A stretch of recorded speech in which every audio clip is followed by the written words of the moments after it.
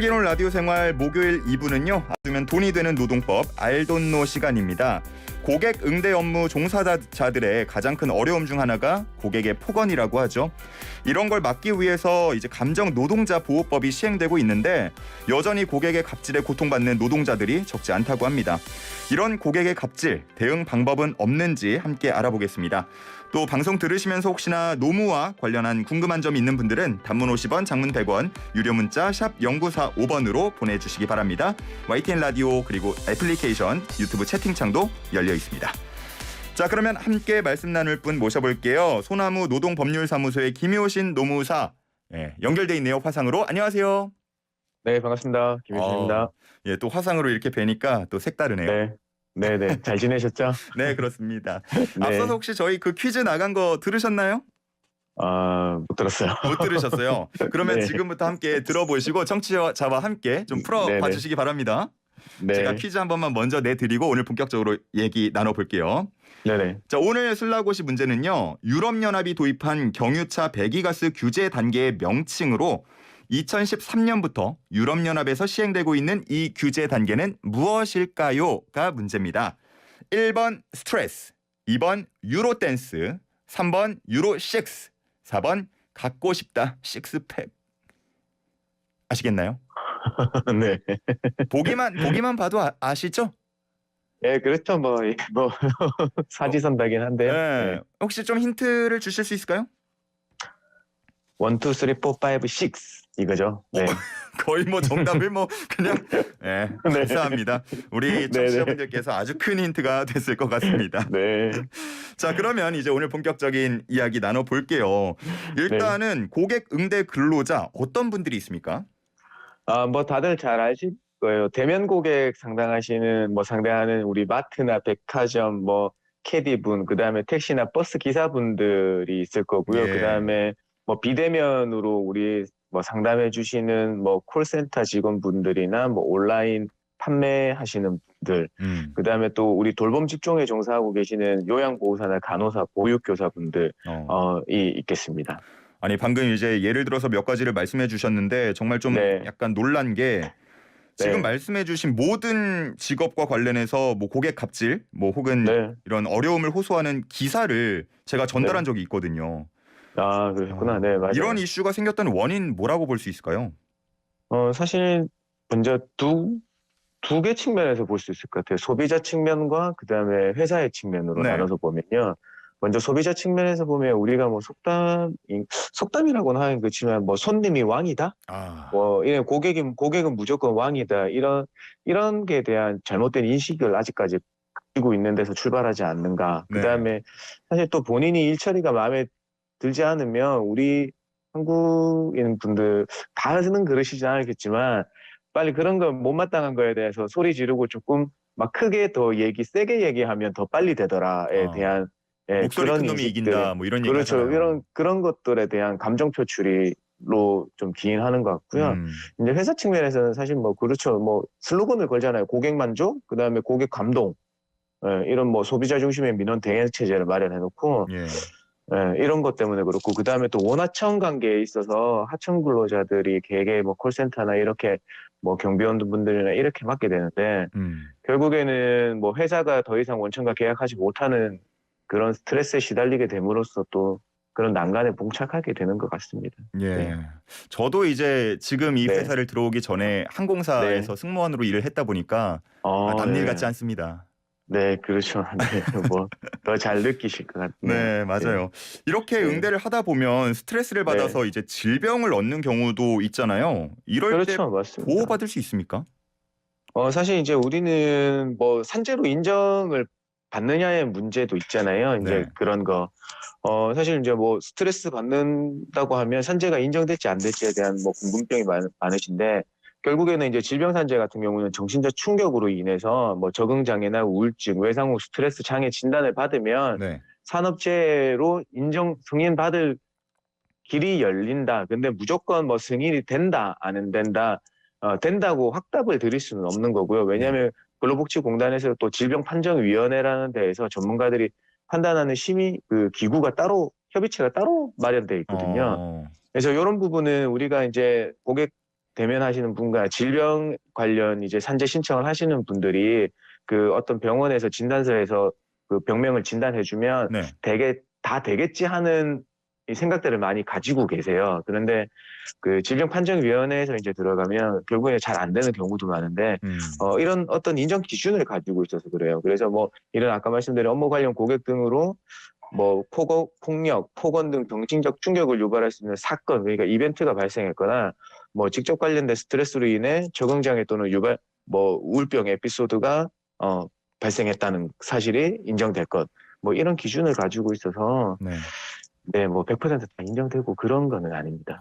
네. 이게 참 어려움을 받는 사람 입장은 개인이다 보니까 맞아요. 이런 거에 네. 대해서 인정을 받기까지가 상당히 어려운 부분이 많은데 너무 어려워요. 네. 일단 뭐 진단서는 그렇다 치고 현실적으로 네네. 보면요. 뭐 사장이나 상사한테 너무 힘들다. 이런 부분 힘들다. 네, 이렇게 네. 얘기하면 야, 그래도 고객인데 참아야지. 네.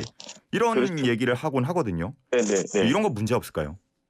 문제가 있죠. 왜냐하면 우리 이제 산업안전보건법에서 우리 소위 말하는 뭐 감정노동자 보호를 하는 규정을 두고 있어요. 이게 뭐 18년도 10월 거의 중순경부터 시작돼 왔는데요. 잘 네. 모르시는데 좀 소개해드리면 뭐 고객이나 제3자 폭언을 당하신 그 근로자분들한테는 사업주가 보호 의무를 두고 있는데 그 보호 의무가 건강장애를 예방 조치하고 업무의 일시적 중단이나 전환시키거나 아니면 휴게 시간 연장 등의 보호 조치를 하게 돼 있고요. 그 다음에 고객 폭언 등을 당한 우리 직원의 그 어떤 조치를 해주세요 하는 요구를 묵살하거나 그 요구했다는 이유로 불이익한 처분을 하는 걸 금지하고 있어요. 음. 그래서 이게 발생했는데 야 무조건 사장님이 무조건 참아라 뭐 다 이해한다 그래도 참아야 되지 않겠니 하면서 이 보호 조치를 미이행했을 경우에는 지키지 않았을 경우에는 그 1,000만 원 이하 과태료를 규정하고 있고요. 그 다음에 그걸 알림으로써 말을 가만히 있는데 말을 안 듣고 어떤 요구를 했는 직원분한테 불이익한 조치를 하면요. 그 1년 이하 징역 또는 1,000만 원 이하 벌금에 처하도록 규정해 놓고 있긴 합니다. 예. 네. 사실 또 뭐 사장님 입장에서 보면 이렇게 네. 너무 툴툴거리는 것 같다라고 느낄 수도 있어요. 그렇기 때문에 네. 그냥 이렇게 쉽게 지나갈 수 있는데 네네. 맞아요. 뭐 일단은 가족처럼 생각하고 많이 일단 네. 들어주는 것부터가 시작인 것 같습니다. 그렇죠. 이제 응대 직원분들이 그 스스로 감내하는 것도 많거든요. 그렇죠. 그게 안 되니까 표출하고 얘기를 하는 건데 그런 것에 대해서 조금 더 상황을 더 살펴주시고 맞아요. 얘기해 주시고 어떤 조치를 해주시는 게 필요할 것 같아요. 정말 참다 힘들어서 이제 잡으려는 거니까 손을 내민 네네. 거니까 맞아요. 그 손을 꼭 맞습니다. 잡아줬으면 좋겠고요. 네네. 자, 그러면 이 보호 말고 네. 그 직원을 괴롭힌 고객 이제 가해자가 되겠죠. 그 가해자에 네네. 대한 처벌은 없습니까? 사실 딱 가해자에 대한 처벌을 규정해 놓고 있는 그냥 그 하나의 법은 없어요. 다 그래요? 별개의 행위에 대한 별개의 법으로 다퉈줘야 되는 거거든요. 어. 왜냐하면 고객에 대한 그 직원을 괴롭히는 행위들이 여러 가지잖아요. 뭐 성희롱을 하기도 하고, 막 네. 성추행을 하기도 하고, 폭언하고, 업무 방해하고, 전화로 막 불안 조성 행위 같은 거 하는 분들이 있을 텐데요. 이게 다 달라요. 성희롱은 결국에는 성폭력 범죄 특별법에 의해서 다 다뤄야 될 거고요. 그다음에 공포심이나 불안 유발 행위는 뭐 정보통신망 이용 특징 등에 관한 법률로 다뤄야 되고 이런 점들이 조금 나눠져 있다는 점들이 좀 그렇죠. 뭐 다른 건데 형법이나 이런 걸로 다뤄야 된다는 점이니까요. 뭐 업계에서는 이와 관련한 뭐 법안 뭐 마련할 그런 가능성 이런 것들 얘기가 안 되고 있습니까? 네, 그렇죠. 이제 고객이나 제3자를 직접 처벌할 수 있냐에 대한 뭐 그런 그 법을 어떤 산업안전보건법에서 그걸 규정해 놓을 수 있나? 그런 데에 대한 법 체계상 의문이 이끄는 사실이거든요. 그래서 네. 당분간 이렇게 다 개별 다른 각각의 법률로서 다룰 수밖에 없지 않냐. 이제 그런 점이 있습니다. 그래서 더 중요한 거는 이런 고객이 이런 이 고객 응대 근로자가 고객한테 이런 행위들을 당해서 어떤 개인적으로 송사를 치러야 된다고 할 때 그때는 회사나 다른 국가나 이런 그 다른 단체들에서 이런 조력을 할 수 있는 시스템을 더 마련하는 게 더 중요하지 않나 생각이 듭니다. 네. 듣고 보니까 그러면 그럴수록 또 우리 사장님이라던가 상사분들이 네. 더 역할이 커질 것 같아요. 네, 맞습니다. 네. 자, 그러면 이렇게 고객 응대를 하다가 뭐 질병 같은 게 만약에 생겼다면 산재 네. 처리는 가능합니까? 네, 그렇죠. 아까도 말씀드렸지만 이제 요게 우울증 에피소드, 적응 장애, 뭐 외상 스트레스 장애 등이 왔으면 그걸 가지고 산재 신청을 한번 해볼 수 있고요. 네, 그게 이제 질병판정위원회를 거쳐서 이제 산재 승인 여부가 결정되게 됩니다. 네. 어떤 것들이 있나요? 예를 들어? 네, 뭐 산재 이제 뭐 되냐 안 되냐 뭐 될 수도 있고 안 될 수도 있다. 제가 아까 애매모호하게 잠깐 말씀을 드렸는데요. 사실 인정된 사례들을 이제 알려드리면 네. 이런 게 있더라고요. 고객의 이제 불만 처리하고 과도한 책임으로 업무에 시달리던 콜센터 팀장님이 공황장애 진단을 받았을 경우에 산재로 인정한 사례가 있고요.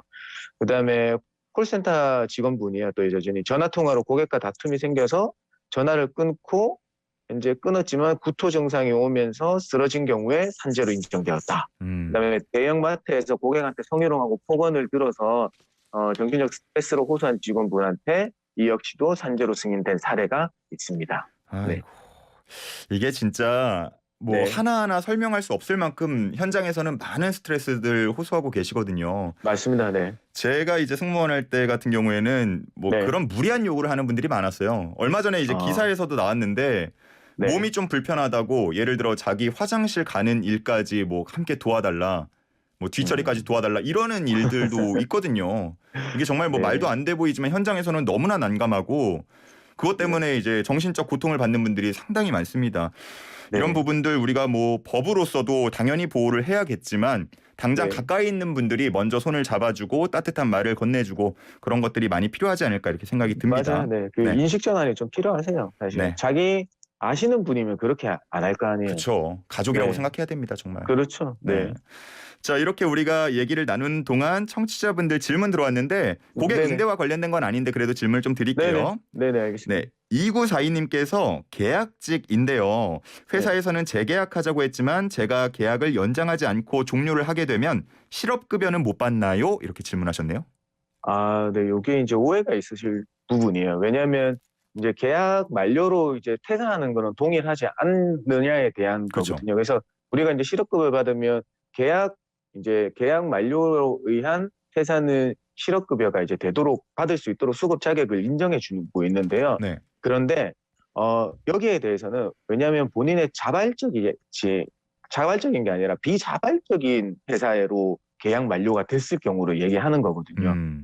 근데 여기서 이제 분쟁이 생길 수밖에 없는 게, 자, 회사는 재계약을 하려고 제시했지만 본인이 거부했으니까 네. 이 재계약은 본인이 자발적으로 퇴사하는 거와 마찬가지 아니냐, 라고 얘기가 나오고 있거든요.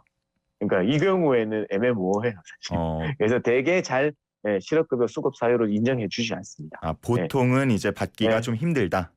그렇죠. 이제 이 경우는 결국에 이제 회사가 그 이직 사유에 대한 기재를 어떻게 하느냐에 따라서 넘어갈 수 있냐 안 넘어갈 수 있는 문제인데요. 이 경우는 회사가 그냥 고지고대로 회사가 먼저 그 제시를 했지만 이분이 거절해서 계약 만료로 나가는 겁니다. 네. 라고 하면 이제 판단자에 따라서 이제 생각이 다를 수 있겠죠. 이제 그런 경우로 그러네요.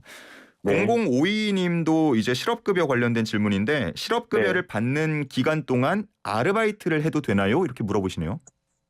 사실 알바 하시게 되면요, 그 기간만큼 실업급여를 받을 수 있는 그 금액이 줄어들죠. 사실 급여 일수에 줄어들어요. 왜냐하면 실업급여는 취업을 하게 되면 나오지 않습니다. 왜냐하면 이제 재취업 활동에 도움이 되라고 주는 돈이어서 네네. 사실 이제 취업 상태가 아니면 줄 근거가 없어지는 거잖아요. 그게 아르바이트여도 안 된다. 그렇죠.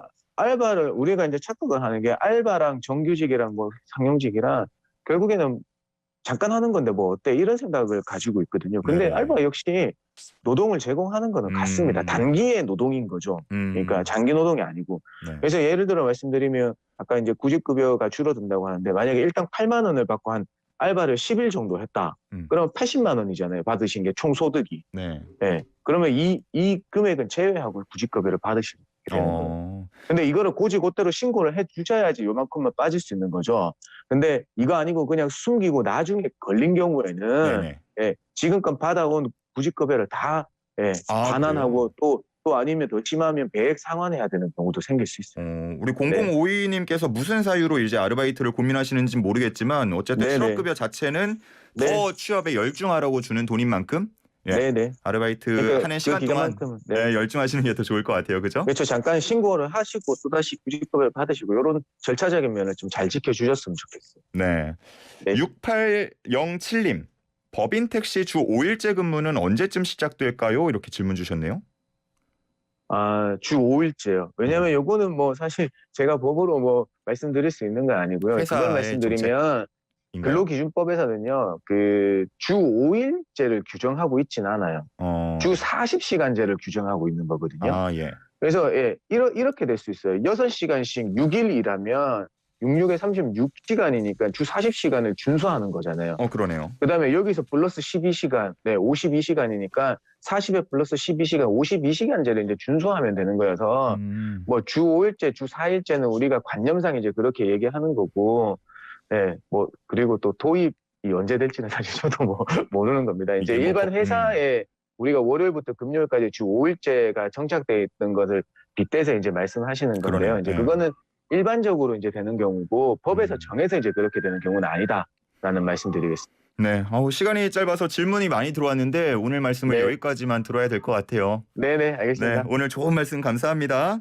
네, 고맙습니다. 네. 지금까지 소나무 노동법률사무소의 김효신 노무사와 함께했습니다.